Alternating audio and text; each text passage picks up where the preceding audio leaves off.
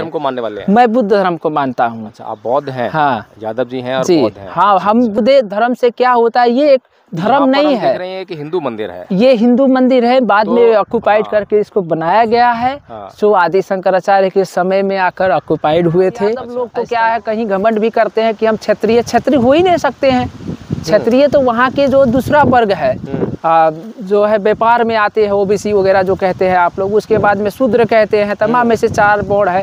तो कैसे ये सबसे, हम लोग तो शूद्र में पढ़ते हैं, तो ये कैसे हो सकते हैं, ये क्षत्रिय में नहीं हो सकते। प्राकृतिक ज्ञान दिया, प्राकृतिक रियलिटी है। उन्होंने कोई आडंबर नहीं दिया, कोई आवरण नहीं दिया है, कुछ तर्क नहीं दिया है, बल्कि जो देखा वही बोला है। तो क्या ये भारत और नेपाल जो है, इनके ऊपर जो है बुद्ध का कर्ज नहीं है, इनको चुकाना नहीं चाहिए? एकदम, ये आपका बात बहुत इसमें जो आपका प्रश्न है बहुत मानने की बात करते हैं कि एक आदमी की गर्दन काट दो, उसके ऊपर हाथी गर्दन फिट कर दो और लोग उसको जब विश्वास कर रहे हैं, ये तो मिथ बात है। वो मानने वाला चीज विश्वास कर रहे हैं ना। अब ऐसा कभी पॉसिबल नहीं है, साइंस कभी इसको प्रूव नहीं कर सकती है, नहीं कर सकता। और वहाँ से ऊपर से भारत के प्रधानमंत्री ये बोलते हैं कि हमारे यहाँ पहली सर्जरी हुई, भारत में दुनिया की सबसे पहली जो सर्जरी हुई है कहीं पर, जो भारत में हुई है, वो क्या हुई है कि गणेश की जो सर्जरी है, जो है इंसान की गर्दन को काट के उस पे हाथी गर्दन फिट कर दी गई।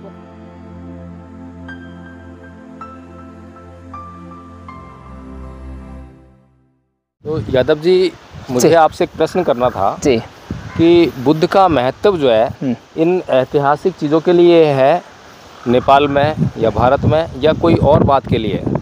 ऐसे है कि ये जो है बुद्ध का जो ऐतिहासिक ये महत्व है, बुद्ध के ज्ञान और विचार से ये बहुत महत्वपूर्ण रहता है। इसलिए लोग तमाम जगह से लोग बुद्ध के इस जो हेरिटेज साइट को, इसको टच करने के लिए, फील करने के लिए, स्पिरिचुअल इसका जो वैल्यू है उसको महत्व बूझने के लिए, किस तरह का ये इतना बड़ा सांस्कृतिक। बुद्ध का जो ज्ञान का जो महत्व है, वो बुद्ध का ज्ञान क्या है, क्या आपको मालूम है? जैसे 4 आर्य सत्य, 4 संसार में दुख है, दुख का कारण क्या है, दुख का निवारण क्या है, दुख का मार्ग क्या है, उसके 4 आर्य सत्य के खोज के लिए उन्होंने अपना सुख शील समृद्धि, अपने माता पिता, अपने परिवार, प्रजा और इस संसार के चक्र से कैसे मुक्त हो पाएंगे। कौन से धर्म को मानने वाले हैं? मैं बुद्ध धर्म को मानता हूँ। अच्छा, आप बौद्ध हैं? हाँ, यादव जी हैं और बौद्ध हैं। हाँ, हम बुद्ध धर्म से क्या होता है, ये एक धर्म नहीं है। देख रहे हैं कि हिंदू मंदिर है, ये हिंदू मंदिर है, बाद में ऑक्युपाइड करके इसको बनाया गया है।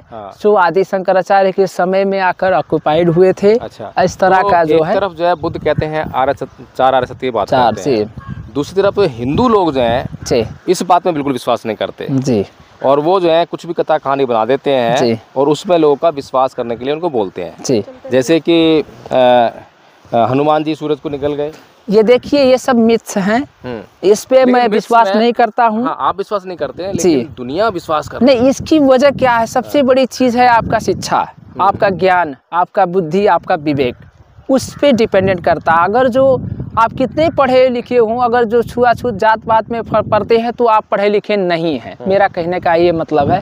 अब अगर जो आप लॉजिक नहीं दे पा रहे तो उसका अर्थ क्या है, अर्थविहीन है। तो जैसे आप ही बताए, प्रश्न किए कि सूरज को हनुमान ने निगल लिया, ये कहीं नहीं हो सकता है, ये इम्पॉसिबल चीज़ें हैं, ऐसे है ना। तो अभी जैसे कि भारत में अयोध्या में जो है राम की मूर्ति स्थापना की, और वहाँ पुजारी लोग बोल रहे हैं कि प्राण प्रतिष्ठा करेंगे, इसमें मूर्ति में जान आ जाएगी। तो ये इस तरह की बातें जो हैं, भगवान बुद्ध कहते हैं कि 4 आर्य सत्य की बात है, कार्य है, उसके पीछे कारण है, बिना कोई कारण के परिणाम नहीं आ सकता है। तो ये जो भगवान बुद्ध जो कह रहे हैं वो साइंस भी कहती है, विज्ञान भी कहती है, लेकिन जो ये हिंदू लोग जो बोल रहे हैं, इसी प्रकार से इस्लाम के लोग ऐसे देखिए, हिंदू लोग को जो है, आप 4 वर्ण में जो पढ़ते हैं, ब्राह्मण, क्षत्रिय, वैश्य, शूद्र, बुद्ध भी इसका डिनाइड किए हैं। तो जो है हम हिंदू धर्म के विरोध में नहीं जा पाएंगे, वरना क्या है, यहाँ ये तो आदमी ऐसा विरोधी है ऐसा कहेंगे, वैसा नहीं है। 4 वर्ण में करने वाली जो ये व्यवस्था, ये गलत है। हम एक समान है, एक मानव है, सब हम लोगों का इक्वलिटी होना चाहिए, सभी एक ही जो है, एक ही लोग से जन्म हुआ है। नेपाल और भारत को बुद्ध की जरूरत है या राम और कृष्ण की जरूरत है? नहीं, देखिए यहाँ सिर्फ ज्ञान की जरूरत है। मैं ये नहीं कहने वाला हूँ कि राम का जरूरत नहीं है, कृष्ण का जरूरत नहीं है, या बुद्ध का नहीं, सिर्फ ज्ञान का जरूरत है, सही ढंग से। बुद्ध के पास है या राम? देखिए ज्ञान क्या है कि ज्ञान कि आपके पास भी है, अगर जो उस इस्तेमाल हम कर सकते हैं तो वही ज्ञान है। वो ज्ञान जी, जिसे सर्वोच्च ज्ञान कहते हैं, जिसे प्रज्ञा कहा गया। प्रज्ञा, वो ज्ञान किसके पास है? बुद्ध के पास वो है, बुद्ध के ही पास है। तो उनका ज्ञान जो है कुछ ऐसे हिंदू में भी इम्पोर्टेंट चीजें है, ले सकते हैं हम लोग। एक बात और नहीं, हिंदू में जो इम्पोर्टेंट चीजें हमें दिखाई दे रही है कि मानने की बात करते हैं कि एक आदमी की गर्दन काट दो, उसके ऊपर हाथी गर्दन फिट कर दो और लोग उसको जब विश्वास कर रहे हैं, ये तो मिथ बात है, वो मानने वाला चीज विश्वास कर रहे हैं ना। अब ऐसा कभी पॉसिबल नहीं है, साइंस कभी इसको प्रूव नहीं कर सकती है, नहीं कर सकता। और वहाँ से ऊपर से भारत के प्रधानमंत्री ये बोलते हैं कि हमारे यहाँ पहली सर्जरी हुई भारत में, दुनिया की सबसे पहली जो सर्जरी हुई है कहीं पर जो भारत में हुई है, वो क्या हुई है कि गणेश की जो सर्जरी है, जो है इंसान की गर्दन को काट के उस पे हाथी गर्दन फिट कर दी गई। वो कभी नहीं हो सकता है। हाँ, तो ऐसी मूर्खता भरे स्टेटमेंट भी हमें जो है सुनने को मिलते हैं। अच्छा, मैं एक बात पूछना चाहता था आपसे जो है यादव जी कि नेपाल की धरती पर क्या बुद्ध का कर्ज है? देखिए, मैं इस उत्तर अगर नेपाल ये कहता है जी कि भगवान बुद्ध सिद्धार्थ के रूप में यहाँ पैदा हुए और लुम्बिनी में पैदा हुए और 29 वर्ष तक यहाँ जहाँ हम खड़े हैं यहाँ पर उन्होंने जीवन जिया, तो क्या इस भूमि पर भगवान बुद्ध का कर्ज नहीं है? क्या नेपाल को उनका कर्ज नहीं उतारना चाहिए?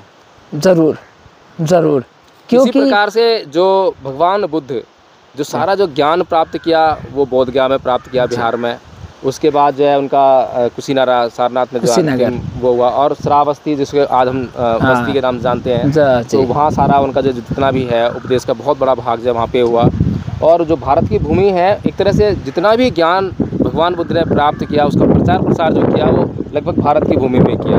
तो क्या ये जो भारत है, ये जो नेपाल है, क्या इनके ऊपर, क्योंकि अगर नेपाल को और भारत को अगर विश्व में कहीं जाना जाता है तो वो बुद्ध के नाम से जाना जाता है, बुद्ध के ज्ञान के कारण जाता है। और बुद्ध के ज्ञान को आज तक जो है किसी ने जो है चैलेंज नहीं किया, क्योंकि बुद्ध ने जो है प्राकृतिक ज्ञान दिया, प्राकृतिक रियलिटी है। उन्होंने कोई आडंबर नहीं दिया, कोई आवरण नहीं दिया है, कुछ तर्क नहीं दिया है, बल्कि जो देखा वही बोला है। तो क्या ये भारत और नेपाल जो है इनके ऊपर जो है बुद्ध का कर्ज नहीं है, इनको चुकाना नहीं चाहिए? एकदम, ये आपका बात बहुत, इसमें जो आपका प्रश्न है बहुत महत्वपूर्ण है, बहुत हमें अच्छा लगा ये प्रश्न आप पूछकर। ये भारत नेपाल को क्या है, बुद्ध के विचार से ही जाना चाहिए। अभी हम रास्ते से आ रहे थे तो सारी तरफ जो है वो झंडे लगाए हुए हैं, जय श्री राम लिखा हुआ है, हनुमान जी की जो एक आपने देखी कोई चित्र जो है जिसमें वो बहुत गुस्से में दिखाई दे रहे हैं जी। तो ये जो क्या नाम है प्रतीक हैं, ये जो गुस्से में दिखाई दे रहे हैं, इसका मतलब डरा रहे हैं आप, जोर जबरदस्ती वाली बात कर रहे हैं। और जो झंडे आप कह रहे हो भगवा तो बुद्ध का है, भगवा जो संबंध है भगवा का वो बुद्ध से है। भग रागो भग दोषो भग मोह, जिसने राग और द्वेष का भगन कर दिया, मोह का भगन कर दिया, वो बुद्ध है।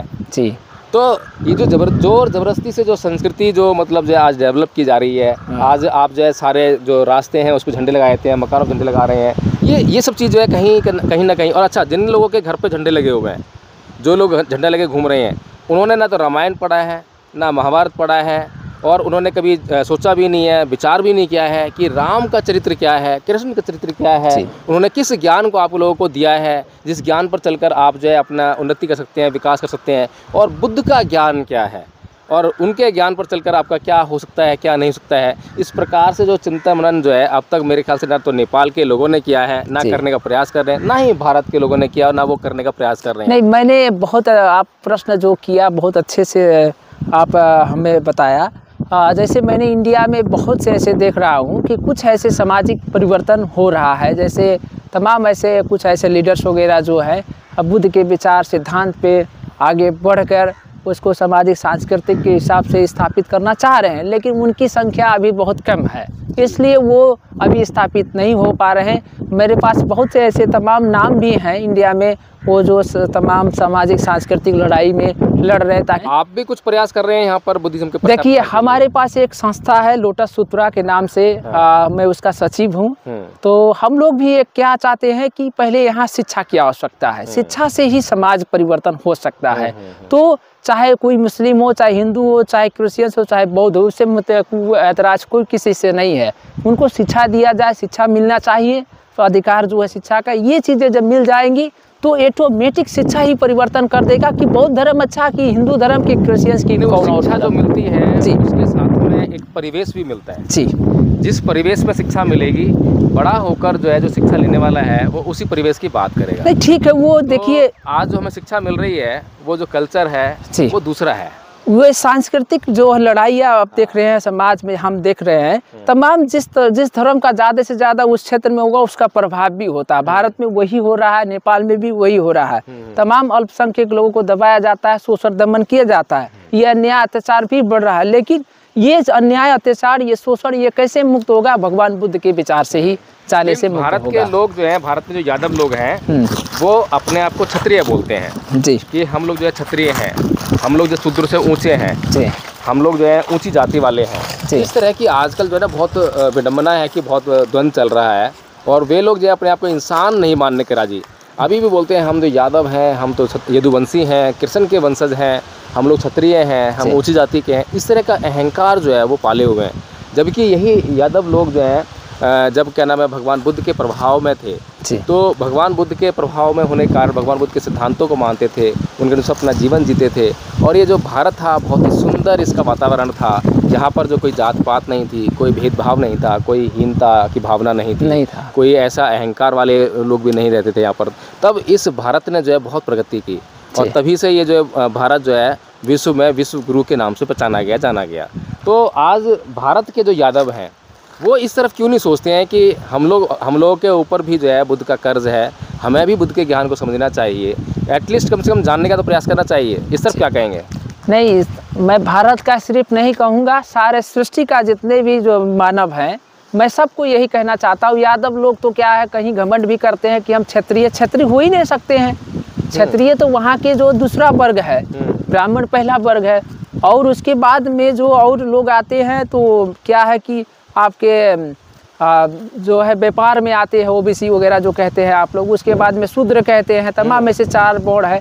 तो कैसे ये सबसे, हम लोग तो शूद्र में पढ़ते हैं, तो ये कैसे हो सकते हैं? ये क्षत्रिय में नहीं हो सकते हैं ये, और ये ब्राह्मण का व्यवस्था है, इसलिए ये क्या है, ये गलत व्यवस्था है। और एक बार कि अगर ये मान भी लें कि चलिए मान लीजिए आप क्षत्रिय हैं जी, तो आपको ये अहंकार क्यों कि आप ऊँचे, क्योंकि आप ब्राह्मण से तो नीचे हैं, आप ब्राह्मण को ऊँचा मान रहे हैं।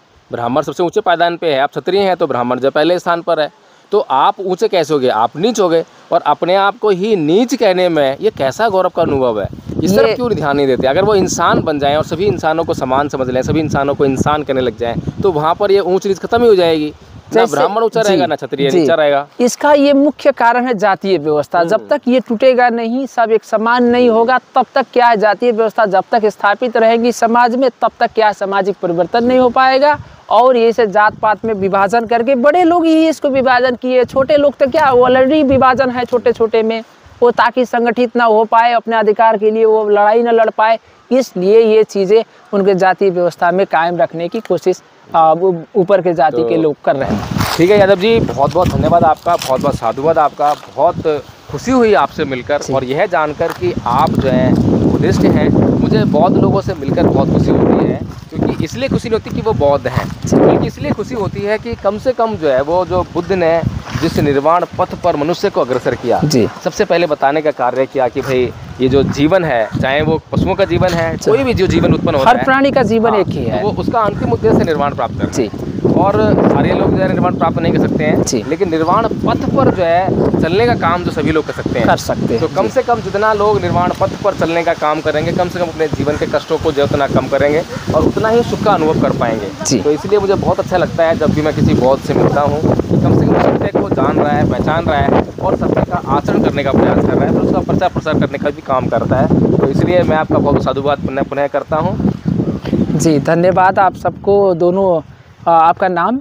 नीलम बौद्ध। नीलम बौद्ध जी। और सर आपको जय भीम प्रकाश, जय प्रकाश सर को बहुत बहुत धन्यवाद देना चाहता हूँ कि आप हमसे अंतर्वार्ता लिए, यहाँ के बारे में भी जाने, तमाम सामाजिक सांस्कृतिक के बारे में भी आप जानने का कोशिश किया। तो मेरे पास जो जानकारी है या जो मेरे पास नॉलेज था वही मैंने आपको शेयर किया। और मैं सोचता हूँ कि तब सब बुद्ध के विचार और सिद्धांत में पूरी ब्रह्मांड को आना चाहिए, ताकि सभी लोग एक मानव है, हर प्राणी जीव जंतु का एक प्राण होता है, तो सभी का एक हर जीव जंतु का सम्मान और आदर होना चाहिए। मैं आज तक शुद्ध शाकाहारी हूँ, कभी भी किसी प्राण का हत्या नहीं करता कोशिश करता हूँ। और मैं सोचता हूँ कि सब शाकाहारी हो, बुद्ध के विचार और सिद्धांत पंचशील में हम लोग बांधे जाएं, ताकि सभी को न्याय और कल्याण देश का संसार का हो।